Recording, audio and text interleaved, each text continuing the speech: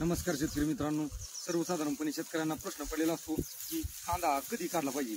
तर जवळजवळ 90 दिवस कांद्याला पाणी दिलं पाहिजे आणि 90 दिवस पाणी दिल्यानंतर आपण त्याचं पाणी तोडलं पाहिजे आणि त्या पुढील 21 दिवस तो पूर्णपणे शेतामध्ये वाळून दिला पाहिजे, सुकून दिला पाहिजे की जेणेकरून त्याचा पूर्ण रसायन किंवा अन्नद्रव्य त्या कांद्यामध्ये उतरून तो पोसला जाईल आणि साधारणपणे 50% त्याच्या माना पडल्यानंतर कांदा काढला गेला पाहिजे. तुम्ही पाहू शकता शेतामध्ये अशा पद्धतीने 50%च्या पुढेही माना पडलेले आहेत. तुम्हाला व्हिडिओ आवडला असेल तर लाईक करा, शेअर करा, सबस्क्राईब करा. धन्यवाद.